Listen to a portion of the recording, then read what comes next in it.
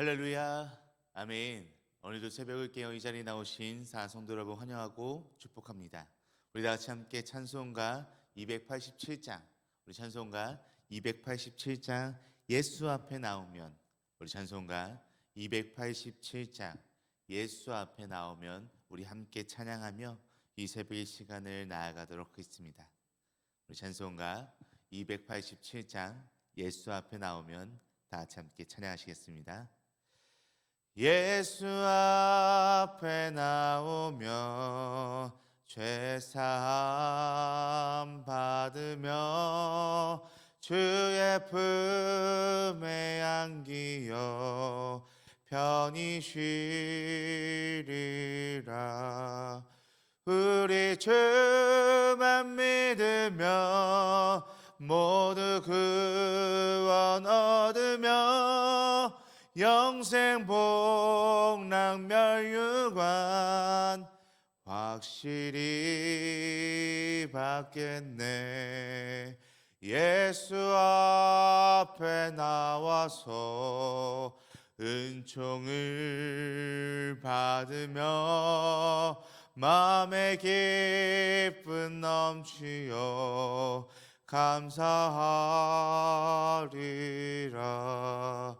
우리 주만 믿으며 모두 구원 얻으며 영생 복락 멸류관 확실히 받겠네. 예수 앞에 설 때에 흰 옷을 입으며 맑고 빛난 내 집에 길이 살리라. 우리 주만 믿으며 모두 구원 얻으며 영생 복락 멸류관 확실히 받겠네. 아멘. 우리 다 같이 함께 기도하시겠습니다. 하나님 감사합니다. 오늘도 우리에게 새날을 허락하여 주시고 특별히 이 새벽의 시간을 허락하여 주사 우리가 이 시간을 통하여 하나님을 찬양하고 하나님의 말씀을 듣고 하나님께 기도할 수 있음에 너무나도 감사합니다. 주님, 이 새벽의 시간을 통하여 우리가 우리의 모든 것을 다 이 시간 내려놓고 오직 주님께 우리 모든 것을 의지하며 나아가오니 주님, 이 시간 우리와 함께하여 주시옵고 우리에게 말씀하여 주시옵소서.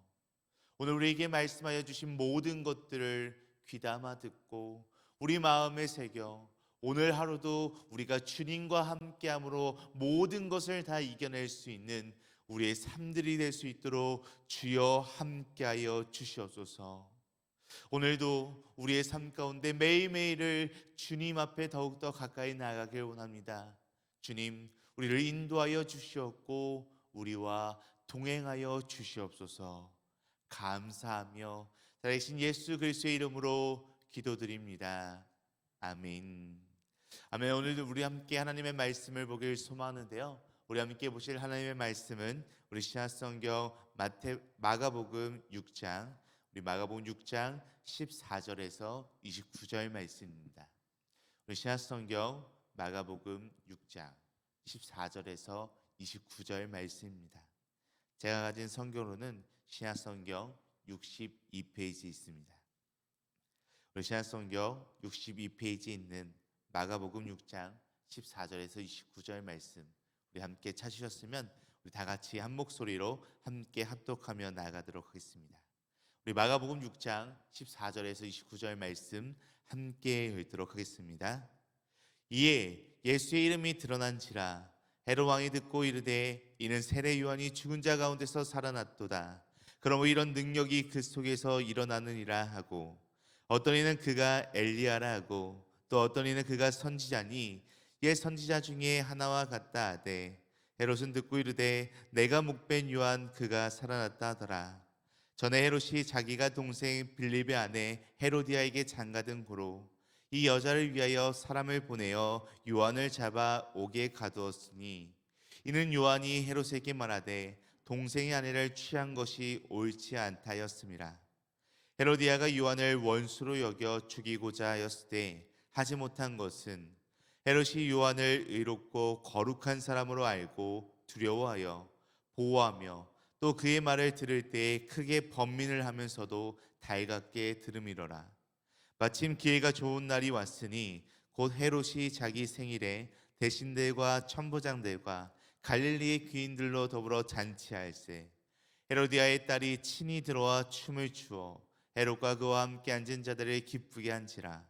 왕이 그 소녀에게 이르되 무엇이든지 내가 원하는 것을 내게 구하라 내가 주리라 하고 또 맹세하기를 무엇이든지 내가 내게 구하면 내 나라의 절반까지라도 주리라 하거늘. 그가 나가서 그 어머니에게 말하되 내가 무엇을 구하리이까? 그 어머니가 이르되 세례 요한의 머리를 구하라 하니 그가 곧 왕에게 급히 들어가 구하여 이르되 세례 요한의 머리를 소반에 얹어 곧 내게 주시기를 원하옵나이다 하니 왕이 심히 근심하나 자기가 맹세한 것과 그 앉은 자들로 인하여 그를 거절할 수 없는지라. 왕이 곧 시병 하나를 보내어 요한의 머리를 가져오라 명하니 그 사람이 나가 옥에서 요한을 목베어 그 머리를 소반에 얹어다가 소녀에게 주니 소녀가 이것을 그 어머니에게 주니라. 요한의 제사들이 듣고 와서 시체를 가져다가 장사하니라. 아멘.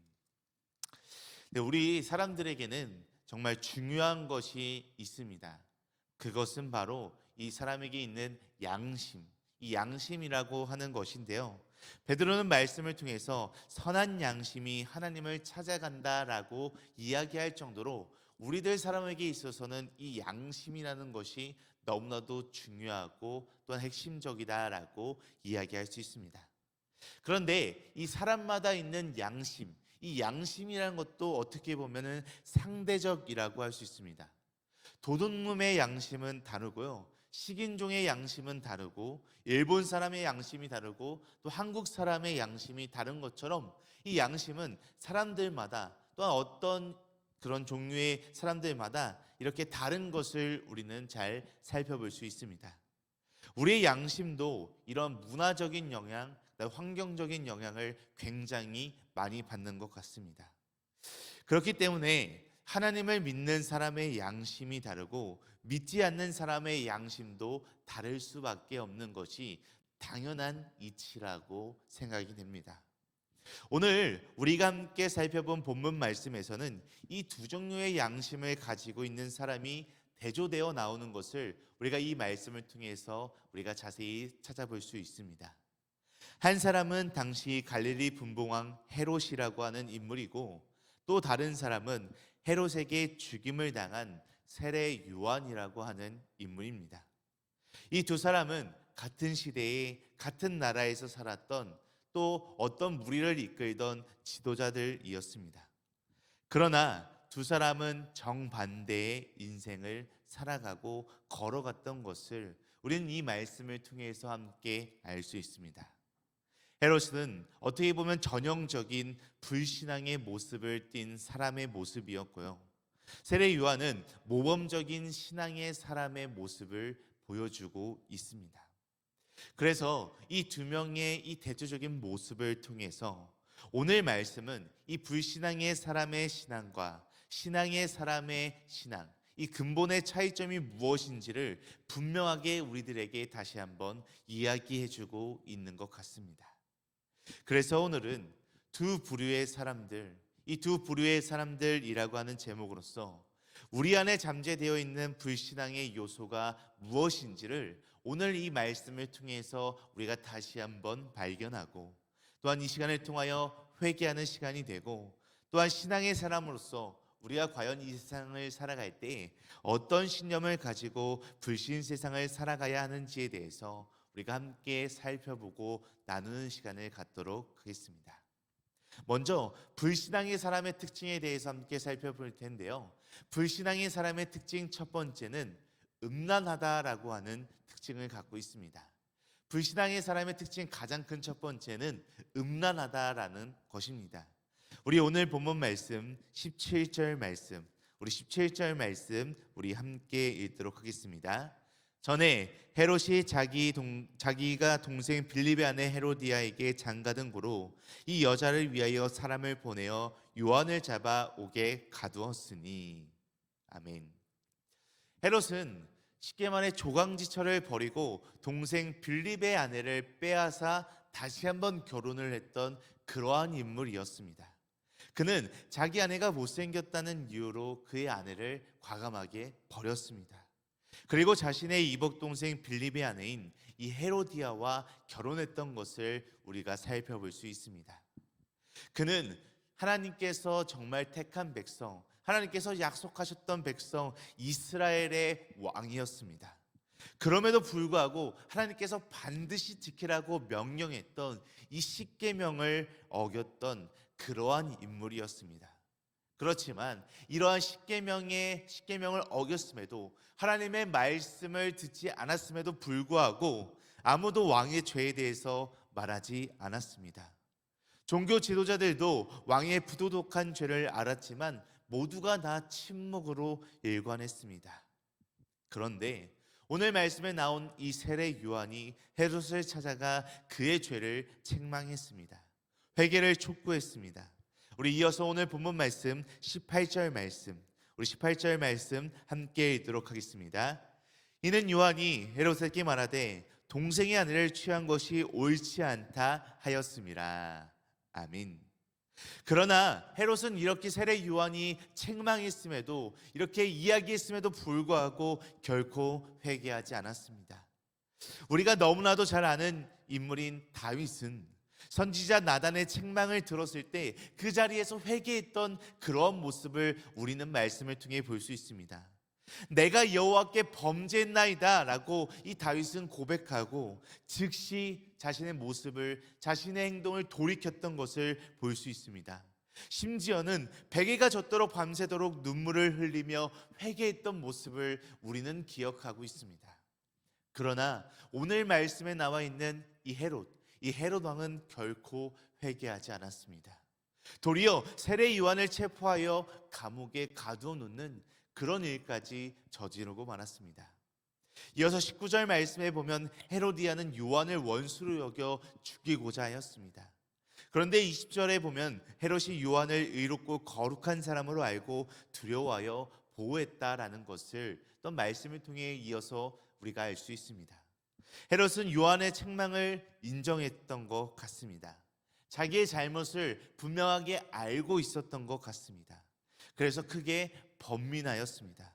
그러면서도 세례 요한의 말을 달갑게 들었습니다.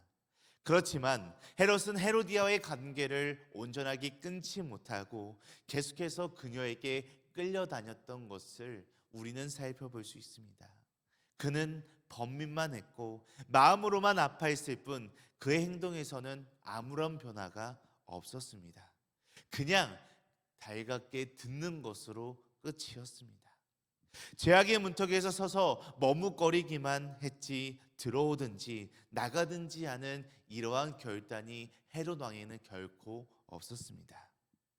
자, 성도 여러분, 유명한 말 중에 이런 말이 있습니다. 사람들은 남이 하면 불륜이라고 손가락질하면서 자기가 하면 로맨스다라고 이런 말이 있습니다. 인도의 간디는 인간을 망치게 하는 7가지 악 중에 하나는 양심이 없는 쾌락이다라고 이렇게 이야기합니다. 양심이 없는 쾌락은 결국 우리들 인간을 점점점 망하게 하고 또한 절망의 구렁텅이로 빠뜨리게 됩니다. 우리 그리스도인들은 이 음란한 세상에서 살아갈 수밖에 없는 그러한 환경에 처해 있습니다. 그렇지만 우리는 늘 깨어서 우리의 자신을 온전히 그것들에서 지켜나가야 할 수 있어야 합니다. 무엇보다도 우리는 날마다 하나님 말씀 앞에서 날마다 자신을 성찰하며 날마다 순결한 삶을 살기 위해서 지켜나가야 하는 것입니다. 또한 이어서 불신앙의 사람의 특징 두 번째는 허세를 부린다라고 할 수 있습니다. 우리 불신앙의 사람 특징 두 번째는 허세를 부리는 것입니다. 우리 오늘 본문 말씀 21절 말씀을 함께 읽도록 하겠습니다. 마침 기회가 좋은 날이 왔으니 곧 헤롯이 자기 생일에 대신들과 천부장들과 갈릴리의 귀인들로 더불어 잔치할세. 아멘. 헤로디아가 이 세례 요한을 정말 좋지 않게 여기다가 드디어 죽일 기회를 찾게 되었습니다. 헤롯의 생일날이었습니다. 헤롯이 자기 생일날 자기 힘을 과시하기 위해서 대신들과 천부장들과 갈릴리의 귀인들을 다 초청하여 큰 잔치를 열게 되었습니다. 헤로디아는 이 기회를 이용하여 세례 요한을 죽일 음모를 꾸몄습니다. 자기의 딸 살로메로 하여금 헤롯이 좋아하는 음란하고 매혹적인 춤을 추게 했습니다. 살로메는 춤 솜씨가 매우 탁월했던 것으로 보입니다. 헤롯과 그와 함께 앉은 자들은 이 살로메의 춤에 흠뻑 빠지게 되었습니다. 그러자 헤롯의 이 허영심이 이 순간 발동하는 것을 살펴볼 수 있습니다. 우리 이어서 오늘 본문 말씀 22절과 23절, 22절에서 23절 말씀 우리 함께 읽도록 하겠습니다. 헤로디아의 딸이 친히 들어와 춤을 추어 헤롯과 그와 함께 앉은 자들을 기쁘게 한지라. 왕이 그 소녀에게 이르되 무엇이든지 내가 원하는 것을 내게 구하라, 내가 주리라 하고, 또 맹세하기를 무엇이든지 내가 내게 구하면 내 나라의 절반까지라도 주리라 하거늘. 아멘. 헤롯의 허영심이 발동해서 헤롯은 나라의 절반까지도 주겠다라고 이야기합니다. 헤롯은 매우 충동적이고 즉흥적인 사람이었던 것으로 보입니다. 자기를 과시하고 허세를 부렸습니다. 또한 헤롯은 이 허영심 때문에 맹세를 하고 말았습니다. 왕이 이 신하들 앞에서 맹세를 하였으니 그 말에 온전하게 책임을 져야만 했습니다. 따라서 헤롯은 헤로디아가 어떤 것을 요구하더라도 거절할 수 없는 그러한 난처한 상황에 처하게 되었습니다. 제가 이 성경을 읽다 보니까 이 허영심이라는 말은 영어로 베인글로리라고 이렇게 표현을 합니다. 이 뜻을 우리나라 말로 해석을 하면 속이 비어있는 영광이다라고 이렇게 이야기합니다. 그러니까 별로 내세울 것도 없이 속이 텅 비어 있으면서도 자신을 드러내고 싶은 욕구가 바로 이 허영심이라는 것입니다. 자, 성도 여러분, 우리에게 필요한 것은 이 헤롯 왕과 같은 허영심이 결코 아닙니다. 빈 깡통 소리가 요란한 법입니다. 내세울 것도 없으면서 자신을 내세우려는 이 허영심은 결국에는 우리의 삶을 공허하게 할 뿐이고 스스로 올무에 빠지게 하는 그러한 결과를 초래할 수밖에 없게 하는 것이 이 허영심이라는 것입니다. 그렇게 우리가 분명히 기억해야 할 것은 자신이 할 수 없는 일에 대하여 지나친 욕심을 갖는 것은, 우리의 모든 무리를 하는 것은 모든 것이 다 우리의 허영심이라는 것을 다시 한번 이 헤롯 왕의 모습을 통해서 우리가 잊지 않고 기억했으면 좋겠습니다.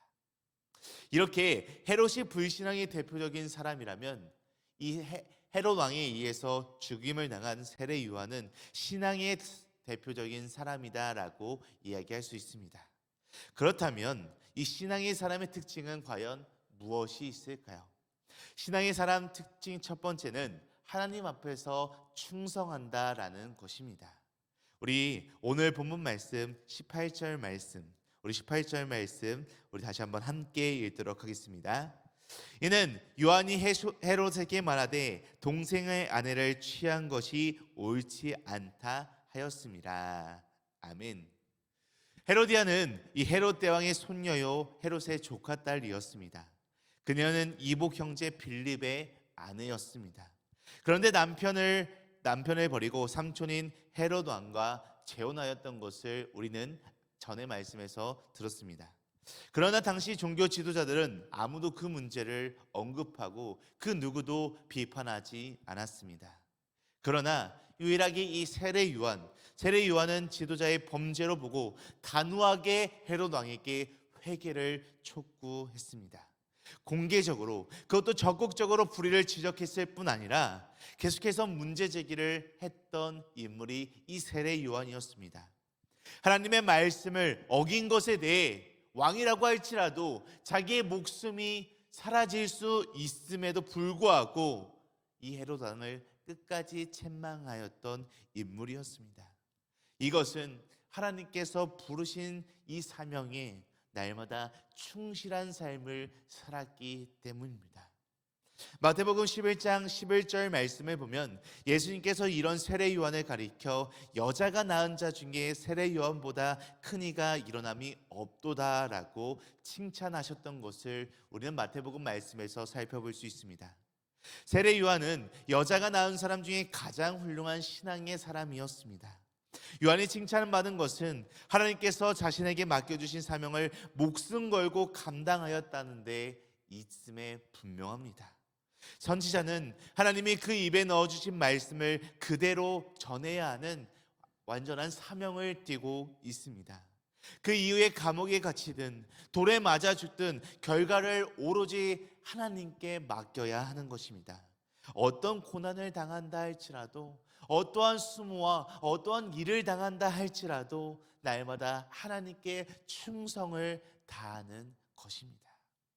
자, 성도 여러분, 하나님께서 우리를 믿음의 사람으로 불러주신 것은 성공하라고 불러주신 것이 아니라 날마다 주님께 충성하라고 불러주신 줄로 믿습니다. 이 시간 이 세례 요한의 모습을 통해서 다시 한번 우리의 모습을 돌아보기를 원합니다. 우리들의 모습은 과연 어떻습니까? 우리도 세례 요한 당시에 많은 사람들처럼 세상의 많은 불의를 보고도 혹시 침묵하고 있지는 않으십니까?